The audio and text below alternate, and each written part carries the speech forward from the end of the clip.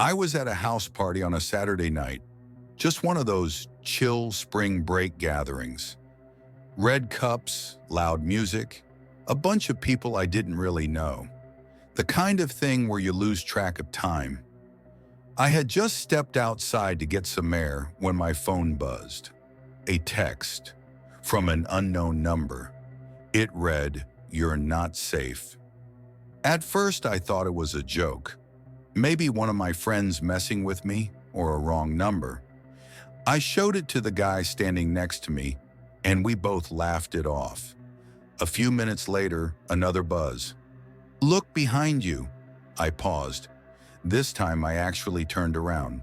Nothing, just the backyard, a few partygoers, and the empty shadows beyond the fence. I shrugged it off again. Figured maybe someone at the party got my number and was just being creepy. But then the messages kept coming faster. "I see you. You don't belong here. Smile, this might be your last night." That's when the vibe shifted from funny to unnerving. I showed a couple of friends. They joked about it, but something about the timing, the accuracy, it didn't feel random anymore. I stepped back inside, tried to lose myself in the crowd, but I couldn't stop checking my phone. And then the next text came through, "I'm inside your house." My stomach dropped. Now that was specific, terrifyingly specific. I was 20 minutes from home. No one should have been in my house. I texted back, "Who is this?" No reply. A minute later, another message. "You're breathing too loud." I froze. I left the party immediately. Didn't say goodbye, didn't explain. I just got in my car and drove. The whole ride home, I kept checking the rearview mirror. Every headlight behind me looked suspicious. Every intersection made me feel like I was being followed. When I pulled into my driveway, I sat in the car with the engine off, just listening. Everything looked normal. No lights on inside, no movement, but that sinking feeling in my gut wouldn't go away. I walked up to the door, keys shaking in my hand. I unlocked it fast and stepped inside, slamming it shut behind me and locking every bolt. I checked the rooms, the windows, the closets, under the bed, everything, nothing. It looked exactly as I left it. Just as I started to calm down, my phone buzzed again. It was a call from the same unknown number. Against every instinct in my body, I answered. There was silence for a second. Then a voice, raspy, low, and distorted, whispered, "You can't hide." That's when I heard it, a slow, creaking sound from the front door. I turned toward it. The handle was moving, turning slowly, like someone was testing it, trying to see if it was locked. I didn't move. I couldn't. My legs felt frozen in place. Then whoever was outside gave up and knocked. Once, twice, 3 times. Loud, deliberate. I dialed 911 immediately, whispering into the phone. The operator stayed on the line with me until police arrived 10 minutes later. By then, whoever it was had vanished. No footprints, no tire marks, nothing on the cameras either. Whoever they were had somehow stayed out of view.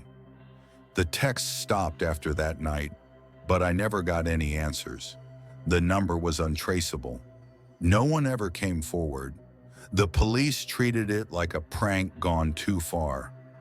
I installed a security system, changed my locks, even moved a few months later. But sometimes, late at night, I still get that buzzing in my pocket. And when I look at the screen, every once in a while there's no caller ID, no message, just a notification that says, "Delivered," and I wonder if they ever really left.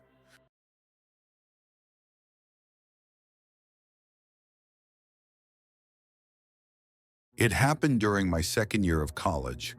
I'd just gotten out of a night class around 9:30 p.m. It was cold and rainy, and I had about a 15-minute walk back to my apartment off campus. I was halfway home when my phone buzzed. Unknown number. The message said, "Why are you walking so fast?" I stopped walking, looked around. The street was nearly empty. No cars passing, no footsteps behind me, just the sound of rain and my heart pounding in my ears. I texted back, "Who is this?" Another message came through instantly. "Red hoodie, black backpack. You always walk this way." I looked down. I was wearing a red hoodie, carrying a black backpack. That was me. I spun around, checking rooftops, windows, alleys. No one. I took off running the rest of the way home, slammed the door shut behind me and locked it. I figured maybe it was a prank, a friend messing with me, until the next message came in. "You run funny when you're scared." That night I couldn't sleep. Every creak in the building made me jump. I ended up dragging a chair in front of my front door and sleeping on the couch with a kitchen knife nearby. I told some friends the next day. They laughed it off, said maybe someone had been behind me by coincidence. But I knew it wasn't random. It got worse the next night. I was brushing my teeth when I got another message. "Leave your blinds open tonight." I froze, toothbrush still in my mouth.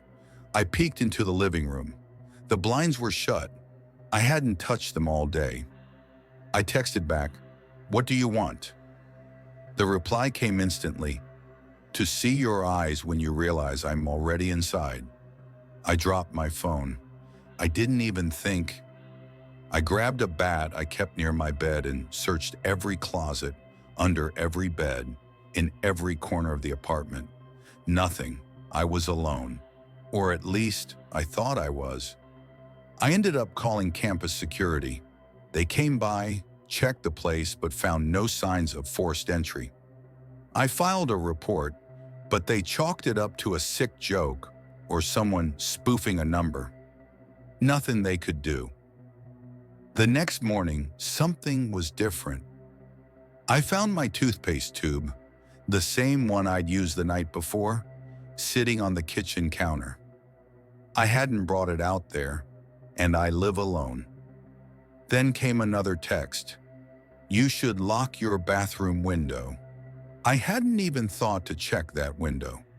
It was one of those small crank-out ones, barely wide enough for someone to fit through. But when I looked, it was unlocked. I locked it, screwed it shut. Then I went and stayed at my friend Mike's place for the next few nights. No texts came. Nothing weird happened. Eventually, I started to think maybe it was just some twisted prank. Maybe someone had been spying on me for a while and decided to mess with me. Maybe it was over, until I got one final message. A week later, 3:33 a.m. "I miss your apartment." That was it. I moved 2 weeks later, got a new phone, new number, new city. I never gave my address out publicly again.